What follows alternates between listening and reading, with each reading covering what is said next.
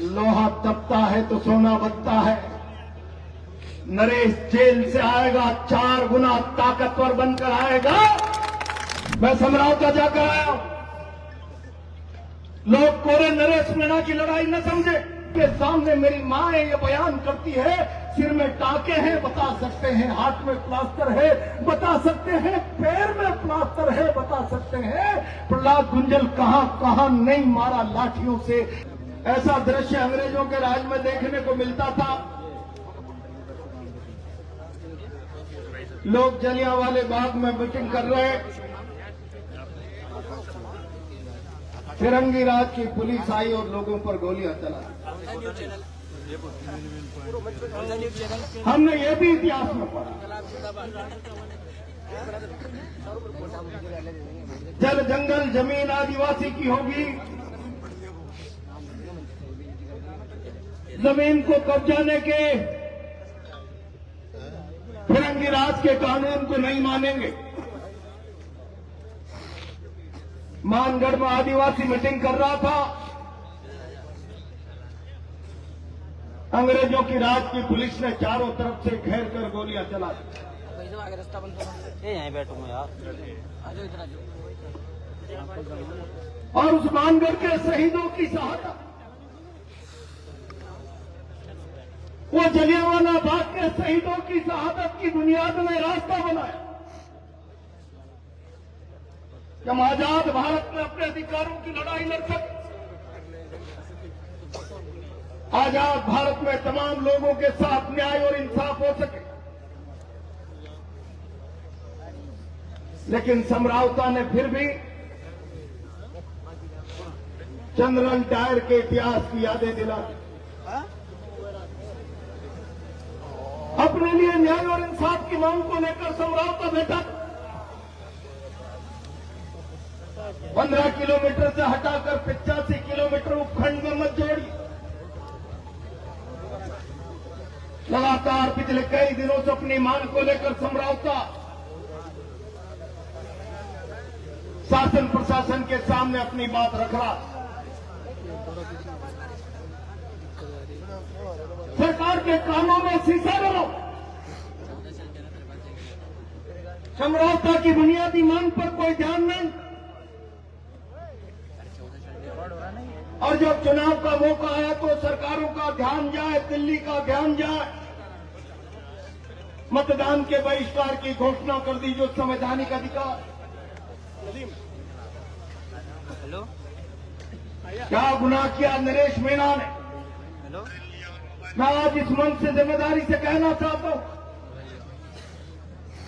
क्या समरावता की न्याय और इंसाफ की लड़ाई में नरेश की भागीदारी पाप हो गई? समरावता को इंसाफ मिलना चाहिए, इस आवाज को ताकत देना नरेश का अपराध बन गया।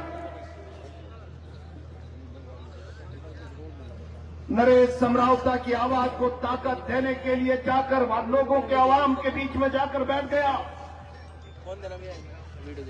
नरेश ने थप्पड़ मार दी। मैं कह रहा हूं 45-50 दिनों से जेल में बंद। मैं राजस्थान के मुख्यमंत्री जी से कहना चाहता हूं, मुख्यमंत्री जी, थप्पड़ कांड पूरे देश के मीडिया ने एक पक्ष पर रख दिया,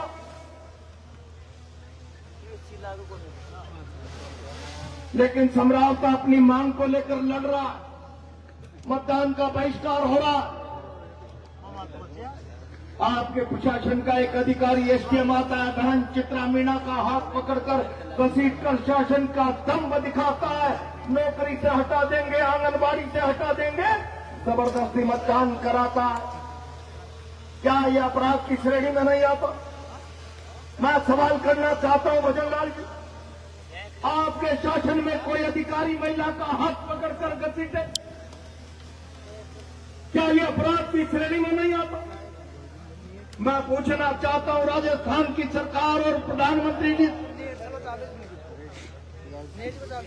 क्या चुनाव आयोग की आदर्श आचार संहिता के बीच में प्रशासन का व्यक्ति आए और जबरदस्ती एक दल के सरकार के पक्ष में मतदान कराने का प्रयास करे, लोगों को डरावे धमकावे?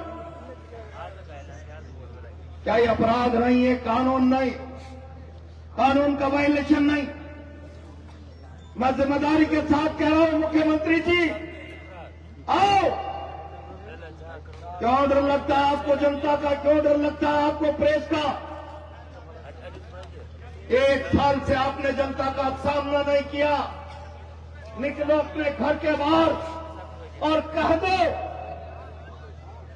कि मेरे राज्य में कोई अधिकारी एक मां का, बहन का हाथ पकड़कर घसीटे, वो अपराध नहीं है। मेरे राज्य में कोई जबरदस्ती सत्ता के पक्ष में आदर्श आचार संहिता का उल्लंघन करके मतदान कराए, ये अपराध नहीं है। ये कहने का नैतिक साहस जुटाओ। मैं इस भीड़ से आग्रह करूंगा, हम आंदोलन वापिस ले लेंगे। हिम्मत हो तो कहो। और अगर ये अपराध की श्रेणी में है, शासन दादागिरी करके लोगों से मतदान करा सत्ता के पक्ष, और अगर ये अपराध की श्रेणी में कोई इज्जतदार बहन का हाथ पकड़कर एक नौजवान अधिकारी बेइज्जत करने का प्रयास करे सत्ता के संरक्षण में, सत्ता के दंभ में, तो मेरा सवाल है आज नगर फोर्ट से, मुख्यमंत्री जी, क्या क्या आपके शासन ने, आपके कानून ने उन गुनाहगारों के खिलाफ? ये सवाल प्रहलाद गुंजल का नहीं है। आओ, अगर आपके पास आंखें हैं तो खोल कर देखो। जहां तक नजर जा रही है लोगों का सैलाब आज नगर फोर्ट की धरती से, भजन लाल जी आपसे ये सवाल कर रहा है, इस बात का जवाब दीजिए। लेकिन मित्रों, मैं बहुत जिम्मेदारी के साथ कहना चाहता हूं, एक नौजवान लड़का निर्दलीय चुनाव लड़ लिया, मेरे तो छोटे भाई की तरह। सच मानना, मैंने उसके निर्दलीय उम्मीदवारी का समर्थन नहीं किया था, मना किया। मन में बहुत गुस्सा होने के बाद भी मैं बहुत दिनों तक चुप रहा कि कुछ लोग मुझ पर आरोप न लगा दे कि शायद मैंने इसको चुनाव लड़ने के लिए संरक्षण दिया हो। लेकिन मैं आज आप लोगों से पूछना चाहता हूं, भारत दुनिया का सबसे बड़ा प्रजातंत्र, जब प्रजातंत्र का बसंत पर्व आता है,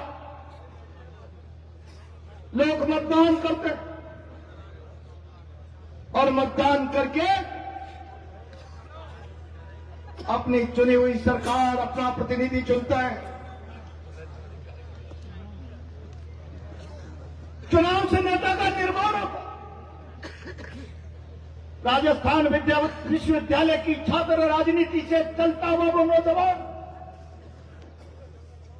जिसने अपने आप को जनता के विश्वास के भरोसे नेता के निर्माण के इस यज्ञ में भागीदार बना लिया। और मुख्यमंत्री जी, आपकी सरकार ने उसका रास्ता रोका। एक आदिवासी नौजवान विधायक नहीं बन जाना चाहिए। एक राजस्थान के नौजवानों की अब फड़कती हुई आवाज राजस्थान की विधानसभा में नहीं जानी चाहिए। सारे शासन की ताकत को उसे रोकने के लिए लगा दिया। मुख्यमंत्री जी, आपके शासन की ताकत के कारण वो आदिवासी नौजवान एमएलए तो नहीं बन पाया, लेकिन 60,000 वोट लेकर उसकी ताकत आपके विधायक से 4 गुना ज्यादा बन गई। जेल में डाल दिया। मैं कहना चाहता हूं मुख्यमंत्री जी, आप क्या कर रहे हो? आपने भाई नरेश मीणा को जेल में डाल दिया। लोहा तपता है तो सोना बनता है। नरेश जेल से आएगा, 4 गुना ताकतवर बनकर आएगा और इस भजन सरकार के खिलाफ जनता की आवाज को ताकत देगा। लेकिन मित्रों, इसमें भजन लाल जी का गुनाह क्या है, मैं नहीं समझ पा रहा। दुर्भाग्य इस राजस्थान का। पहले हम कहा करते थे राजा रानी के पेट से पैदा होता। लोकतंत्र आया, जलियांवाला बाग के शहीदों की शहादत ने रास्ता बनाया, मानगढ़ के आदिवासी की शहादत ने रास्ता बनाया। फिर हम राजा को पेटी से पैदा करने लग गए। पहले पेट से राजा, फिर पेटी से राजा, और अब नई प्रथा पर्ची से राजा। और इसलिए भाई और बहनों, मैं कहना चाहता हूं, अपनी काबिलियत के आधार पर, संघर्षों के आधार पर, जनता के भरोसे के आधार पर जब सत्ता प्राप्त करने का सामर्थ्य नहीं होगा, केवल दिल्ली की कृपा से पर्ची के आधार पर सत्ता प्राप्त की जाएगी, तो जिसमें जनता का सामना करने का साहस नहीं होता, वो जनता के भय से अपने और जनता के बीच में पुलिस की दीवार रखता है। मैं भजनलाल जी कहना चाहता, कितने दिन आप पुलिस की दीवार से सुरक्षित रह पाओ? यह केवल आपका सवाल नहीं। मैं समरावता जाकर आया हूं, लोग कोरे नरेश मीणा की लड़ाई न समझे। जो चेहरा वहां पर आपके शासन के प्रशासन का नजर आया, दलित आदिवासियों के साथ अत्याचार हुआ है। और ये नई कहानी नहीं, आपके राजनीतिक चरित्र को समरावता के बाद भारत की पार्लियामेंट में देश के गृह मंत्री के बयानों में प्रदर्शित करो।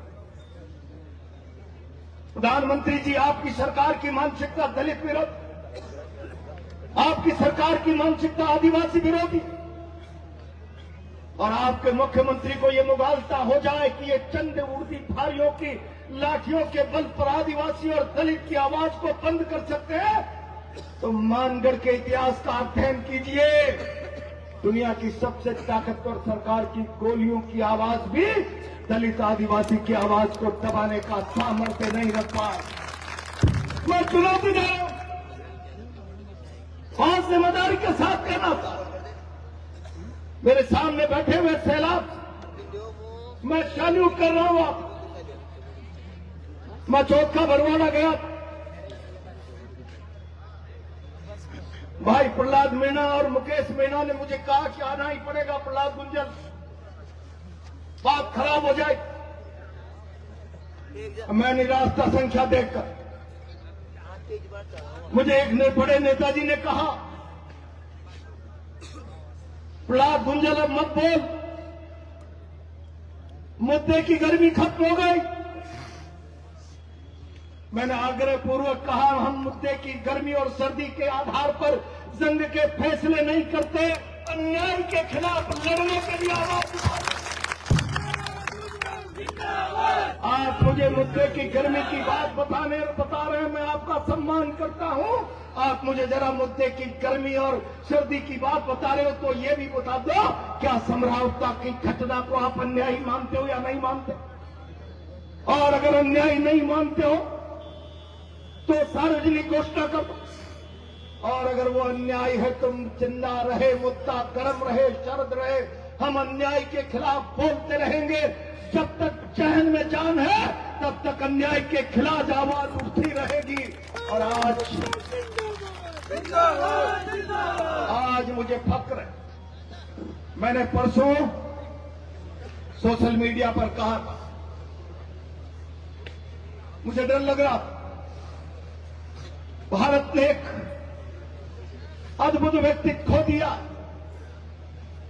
और उनके जाने के बाद भारत के प्रधानमंत्री जी, आप उनकी क्षमता को, उनकी ताकत को, उनके कृत्य को, उनकी राजनीतिक विरासत को कब्जाने का फैसला का प्रयास कर रहे, जबकि आपने प्रधानमंत्री बनते ही कहा था, जरा रेनकोट पहनकर सावर के नीचे नहाना सीखे तो मनमोहन सिंह जी से सीखे।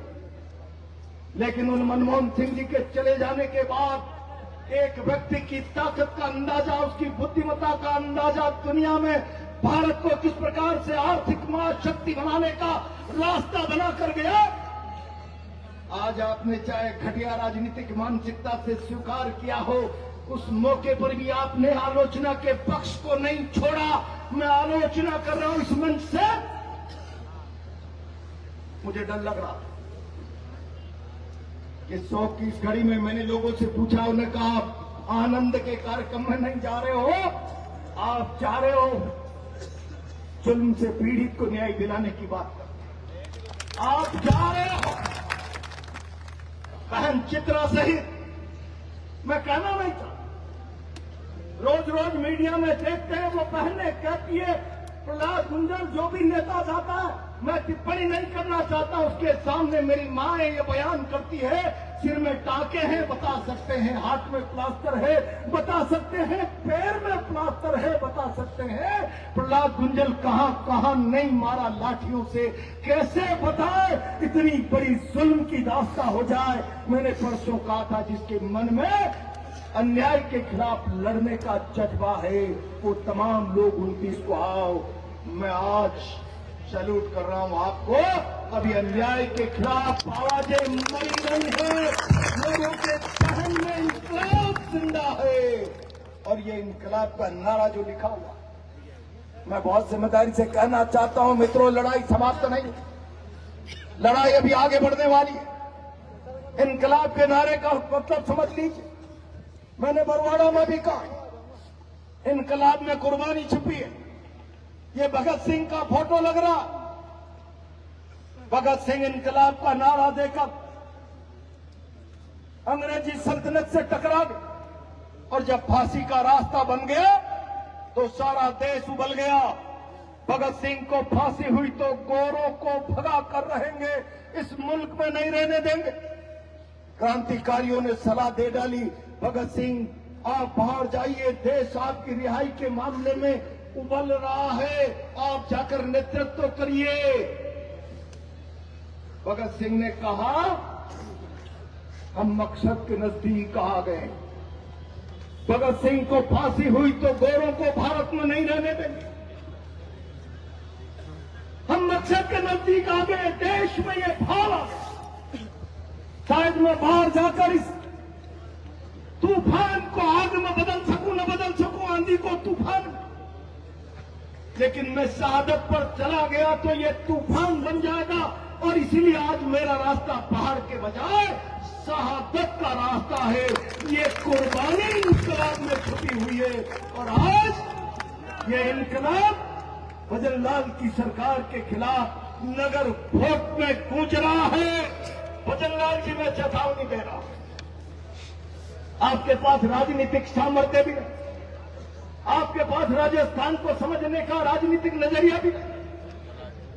मैं कोई मुख्यमंत्री के ओहदे पर बैठे हुए सम्मानित व्यक्ति, आपसे मेरी मित्रता भी रही है, मैं कोई नीचा दिखाने के नजरिए से आपसे बात नहीं कर रहा हूं, लेकिन मैं आरोप लगा रहा हूं आपकी पार्टी का नजरिया दलित के खिलाफ, आदिवासी के खिलाफ है, गांव के खिलाफ है, गरीब के खिलाफ है, किसान के खिलाफ। अगर गांव गरीब के खिलाफ नहीं होता, मैंने देखा अभी खाचरियावास जी कह रहे किरोड़ी लाल जी का सीमेंट फैक्ट्री आंदोलन, खाचरियावास जी आपने उस आंदोलन को देखा होगा, प्रहलाद गुंजर उस आंदोलन में 25 दिन तक भरतपुर की सेवर जेल में रहकर आया, 25 दिन। मैं इस मन से कहना था, एक उम्रदराज नेता भजन लाल जी, जिस रोज डॉक्टर किरोड़ी लाल ने पुलिस की लाठियों से अपने आप को अस्पताल में पहुंचाया होगा, राजनीति में आपका जन्म भी नहीं हुआ होगा, आप मुख्यमंत्री बन गए, लेकिन आपने क्या मर्यादा रखी, समझौता में कहकर चले गए हम न्यायिक जांच कराएंगे, एक एक पाई की भरपाई कराएंगे। आपने उस आदिवासी इतने बड़े वरिष्ठ जिसका जीवन पूरे राजस्थान के नौजवान किसान आदिवासी दलित के लिए लड़ते लड़ते होम हो गया, आपने उसका मानवर्धन किया, आपने उसके साथ अन्याय किया, उसको नीचा दिखाने का प्रयास किया। मैं किरोड़ी लाल जी से कहना चाहता हूं, किरोड़ी लाल जी क्यों मौन हो? भजन लाल शर्मा अगर आज मुख्यमंत्री की कुर्सी पर बैठे हैं तो भारतीय जनता पार्टी में केवल अकेले किरोड़ी लाल का संघर्ष पिछले 5 सालों का आधार बना है।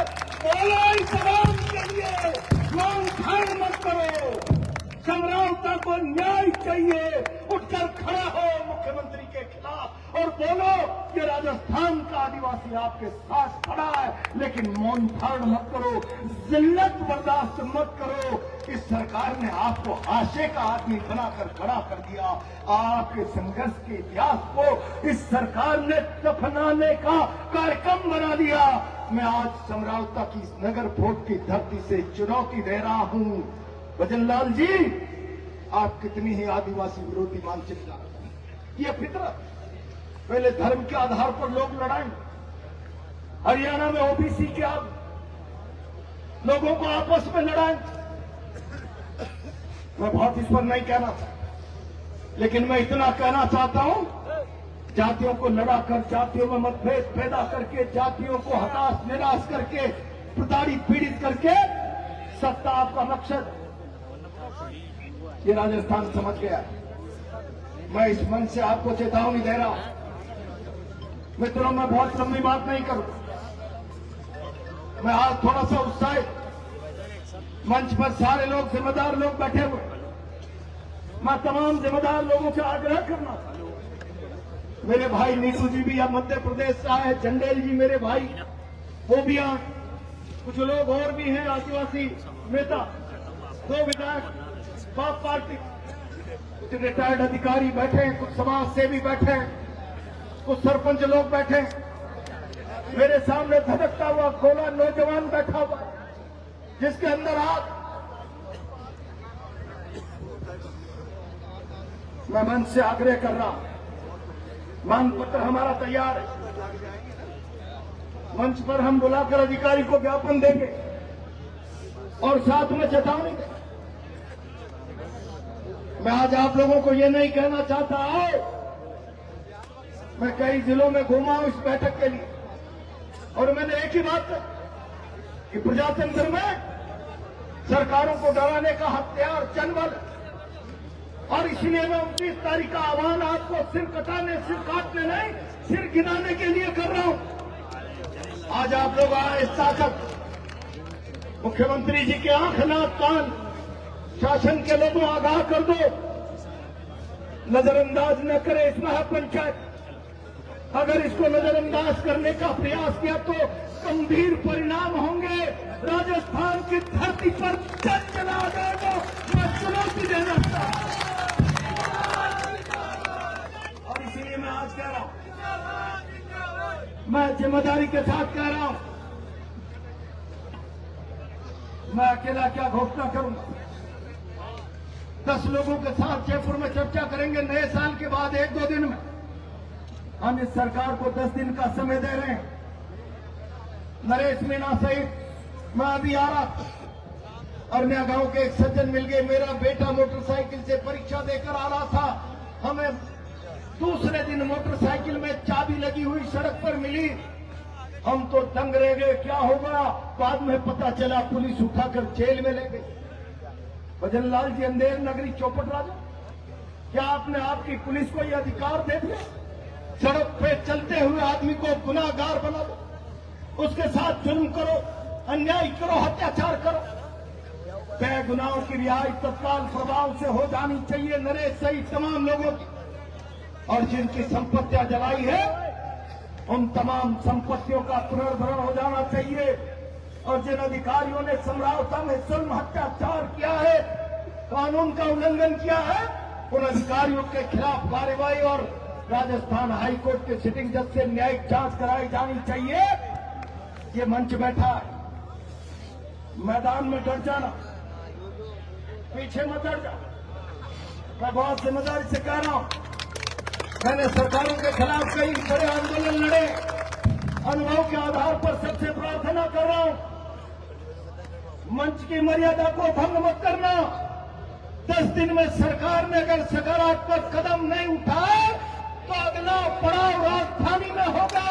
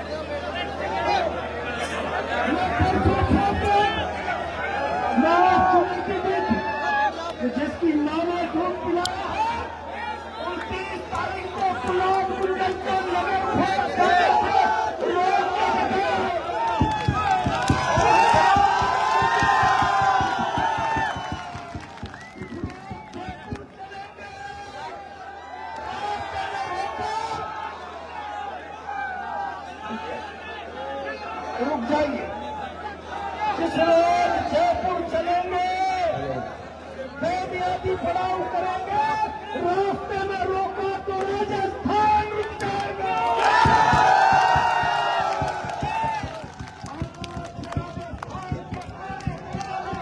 इस बात का अलर्ट लगा दो। यही आह्वान करते हुए अपनी बात को विराम देता हूँ। बहुत बहुत धन्यवाद।